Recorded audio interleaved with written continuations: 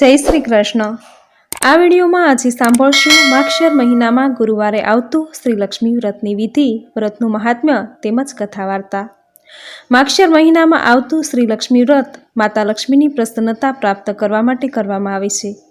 આ વ્રત માગશર મહિનાના પહેલા ગુરુવારથી શરૂ કરવાનું હોય છે, જે માગશર મહિનાના છેલ્લા ગુરુવારે પૂર્ણાહુતિ કરવાની હોય છે। આ વ્રત પૂજનથી અખંડ સૌભાગ્યની પ્રાપ્તિ થાય છે।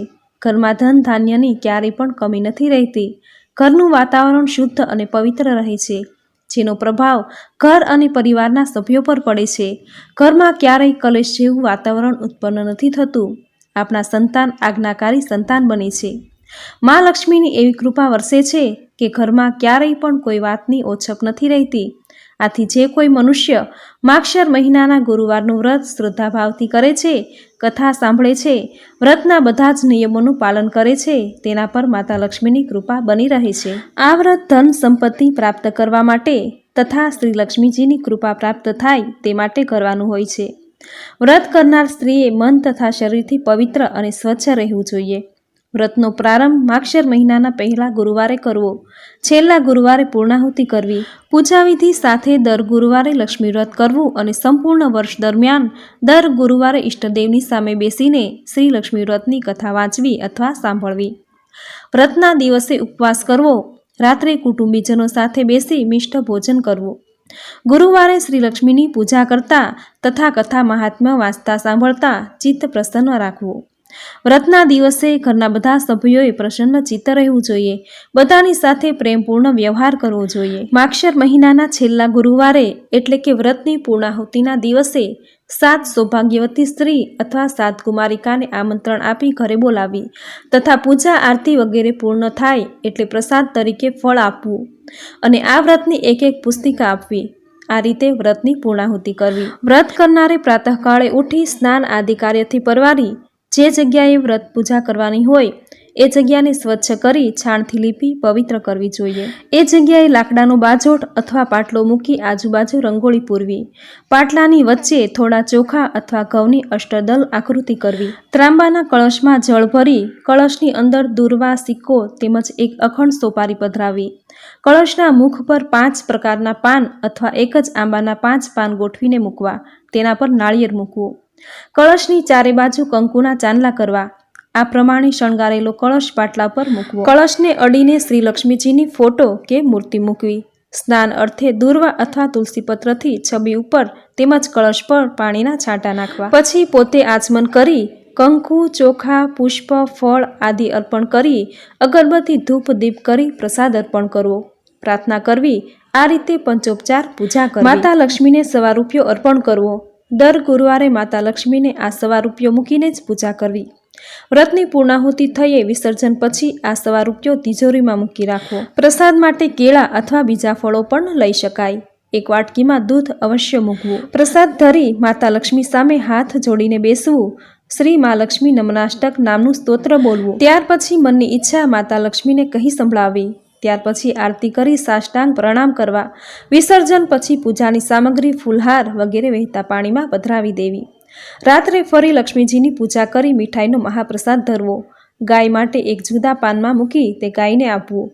બધા કુટુંબીજનો સાથે ભોજન કરવું।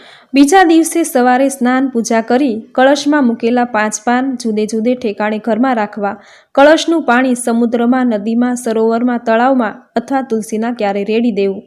જે જગ્યાએ પૂજન કર્યું હોય ત્યાં અબીલ, ગલાલ, કંકુ, ચોખા ચડાવી મા લક્ષ્મીનું સ્મરણ કરી પ્રણામ કરવા।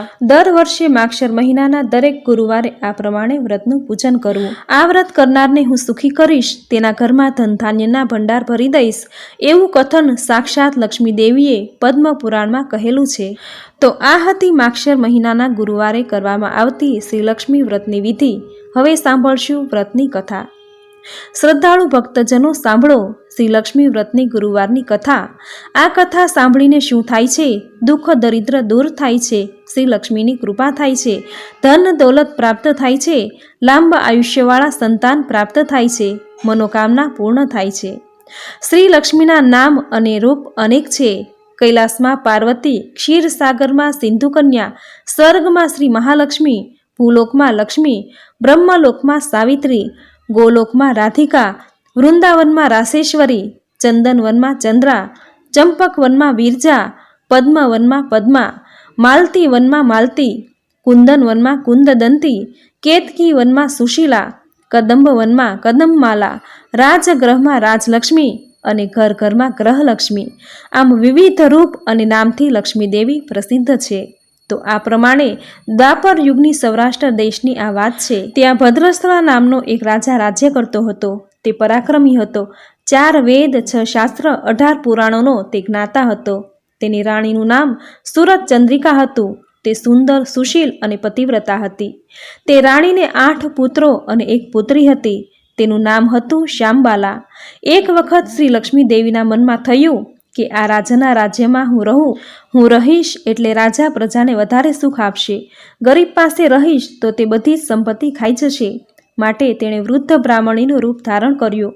હાથમાં લાકડી લીધી અને ધીમે ધીમે તે સુરત ચંદ્રિકા રાણીના મહેલ પાસે આવીને ઊભી રહી. તેને જોઈ એક દાસી તેની પાસે આવી પૂછવા લાગી. તેનું નામ, તેના પતિનું નામ, રહેવાનું ઠેકાણું વગેરે પૂછ્યું. વૃદ્ધ સ્ત્રીના રૂપમાં આવેલા લક્ષ્મીજી બોલ્યા, મારું નામ કમલા, મારા પતિનું નામ ભુવનેશ. અમે દ્વારકામાં રહીએ છીએ. તમારી રાણી પૂર્વજન્મમાં એક વાણિયાની પત્ની હતી. તે વાણિયો બહુ ગરીબ હતો. રોજ ઝઘડા થતા. ધણી તેને મારતો. તે ત્રાસથી કંટાળી તે ઘર છોડી નીકળી પડી. વનવગડામાં ભૂખી ભટકવા લાગી. તેને દશા જોઈ મને દયા આવી. ધન સંપત્તિ આપવાવાળા લક્ષ્મી વ્રતની માહિતી તેને આપી. મારા કહેવા પ્રમાણે તેણે લક્ષ્મી વ્રત કર્યું. શ્રી લક્ષ્મી દેવી પ્રસન્ન થયા. તેથી તેની ગરીબી દૂર થઈ. સંતતિ સંપત્તિથી ઘર ભરપૂર થયું. ચારેકોર આનંદ છવાઈ ગયો. પછી તે બંને મૃત્યુ પામ્યા. લક્ષ્મી વ્રત કરવાથી તે બંને લક્ષ્મીલોકમાં સુખ સાહેબીમાં રહ્યા. જેટલા વર્ષ તેણે લક્ષ્મી વ્રત કર્યું તેટલા 1000 વર્ષ તેને સુખ સાહેબી મળી. અને હવે તો તેને રાજકુળમાં જન્મ પ્રાપ્ત થયો છે. પણ તે રાણીને હવે લક્ષ્મી વ્રતનું વિસ્મરણ થયું છે. તે યાદ કરાવવા માટે હું ખાસ અહીં આવી છું. આ બધું સાંભળી તે દાસીએ તેને લક્ષ્મી વ્રતની માહિતી પૂછી. પૂજા કરવાની પદ્ધતિ પૂછી. વૃદ્ધ સ્ત્રીના રૂપમાં આવેલા લક્ષ્મીજીએ તેને લક્ષ્મી વ્રતની માહિતી અને મહત્વ કહી સંભળાવ્યું.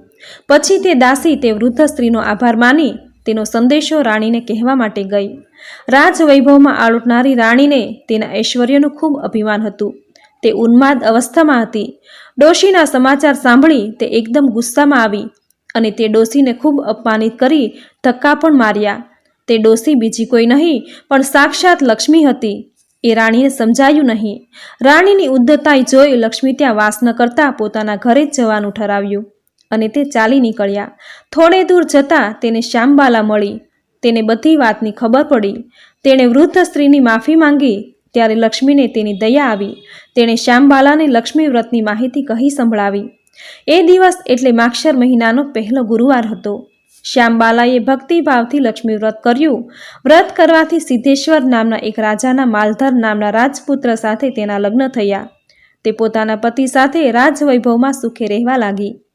અહીંયા લક્ષ્મીનો કોપ થવાથી રાજા ભદ્રસ્વા અને રાણી સુરત ચંદ્રિકાનું રાજપાટ ગયું. વૈભવ અને ઐશ્વર્ય જવાથી એમને પેટ ભરવા માટે અન્ન પણ મહા મુસીબતે મળતું. એક દિવસ સુરત ચંદ્રિકા પોતાના પતિને કહેવા લાગી, આપણા જમાઈ રાજા છે, ખૂબ ધનવાન છે. તમે તેની પાસે જાઓ અને આપણી દુર્દશા કહો. તેમને દયા આવશે એટલે આપણને થોડી સંપત્તિ આપશે. રાણીના કહેવાથી ભદ્રસ્વા જમાઈના રાજ્યમાં ગયો. એક તળાવના કાંઠે આરામ લેવા માટે બેઠો.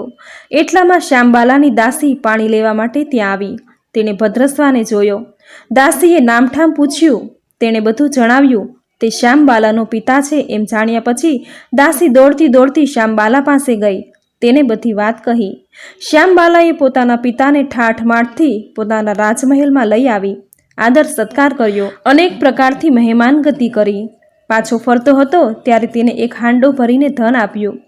ભદ્રસ્વા ઘરે આવ્યો. સુરત ચંદ્રિકાને આનંદ થયો. તેણે હાંડાનું ઢાંકણું ખોલ્યું તો અંદર શું જુએ છે? હાંડામાં ધન નથી, કોલસા ભરેલા હતા. લક્ષ્મીની અકૃપાથી આ ચમત્કાર થયો. થોડા દિવસ ગયા પછી એક વખત સુરત ચંદ્રિકા પોતાની દીકરીને ઘેર ગઈ. ત્યારે દિવસ હતો. માક્ષર મહિનાનો છેલ્લો ગુરુવાર. શ્યામબાલાએ લક્ષ્મી વ્રત કર્યું. બા પાસે પણ કરાવ્યું. સુરત ચંદ્રિકા પછી પોતાના નગરમાં આવી. તેણે લક્ષ્મી વ્રત કર્યું. તેથી તેને પહેલાંનો બધો વૈભવ પાછો મળ્યો. રાજ સુખ પ્રાપ્ત થયું. થોડા દિવસ પછી શ્યામબાલા પિયર આવી.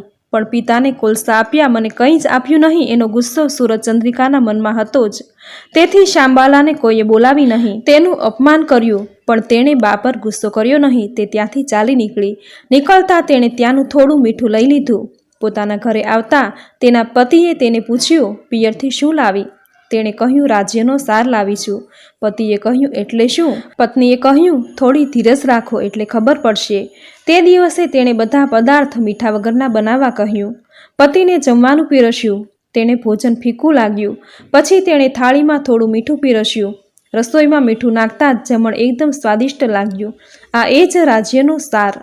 શ્યામબાલાના પતિને આ વાત સમજાઈ. પછી તે બંને જણાએ આનંદ વિનોદ કરતા ભોજન પૂર્ણ કર્યું. સારાંશ એ છે કે જે કોઈ રીતે લક્ષ્મી વ્રત શ્રદ્ધાથી કરશે તેના પર મા લક્ષ્મીની કૃપા થશે, સુખ શાંતિનો લાભ થશે, સર્વ મનોરથ પૂર્ણ થશે. માત્ર એટલું જ ધ્યાન રાખવું જોઈએ કે અમેરી આવે એટલે છકી ન જવું જોઈએ. લક્ષ્મી વ્રત કરવાનું ભૂલવું ન જોઈએ. આ પ્રમાણે અહીં આ લક્ષ્મી વ્રત કથા પૂર્ણ થાય છે. શ્રી લક્ષ્મી દેવીએ નમઃ. તો આ હતું શ્રી લક્ષ્મી વ્રતની વિધિ, વ્રતનું મહાત્મ્ય અને વ્રતની કથા. શ્રી કમલવાસીની મહાલક્ષ્મીની જય. તો આ હતી માગશર મહિનાના ગુરુવારે કરવામાં આવતી શ્રી લક્ષ્મી વ્રતની વિધિ, વ્રતનું મહાત્મ્ય અને કથા વાર્તા. માગશર માસમાં આવતું ગુરુવારનું શ્રી લક્ષ્મીનું વ્રત જે કોઈ મનુષ્ય કરે છે તેના પર મા લક્ષ્મી પ્રસન્ન થઈ ધન ધાન્યનો ભંડાર ભરે છે, તેના ઘરમાં સુખ સમૃદ્ધિની છોડો વરસે છે તેવું કથન સાક્ષાત શ્રી લક્ષ્મી દેવીએ પદ્મ પુરાણમાં કહ્યું છે. આથી આ વ્રત દરેક બહેનોએ શ્રદ્ધાપૂર્વક જરૂર કરવું જોઈએ. જે વ્રતની વિધિ, મહાત્મ્ય, કથાવાર વિડીયો પૂરી શ્રદ્ધાથી તમે સાંભળ્યો, જે વ્રત કર્યા જેટલું જ પુણ્ય ફળ તમને પ્રાપ્ત થશે. શ્રી લક્ષ્મી વ્રતનો આ વિડીયો તમને સાંભળવો જરૂર ગમ્યો હશે તો વિડીયોને લાઇક કરી કોમેન્ટમાં જય શ્રી મહાલક્ષ્મી જરૂર લખજો. ચેનલ સબસ્ક્રાઇબ કરી બાજુમાં બેલ આઇકન જરૂર પ્રેસ કરજો. આવી જ અવનવી ધાર્મિક માહિતી, અવનવા ધાર્મિક વિડીયો સાથે ફરી મળીશું. ત્યાં સુધી આપ સૌને મારા જય શ્રી કૃષ્ણ.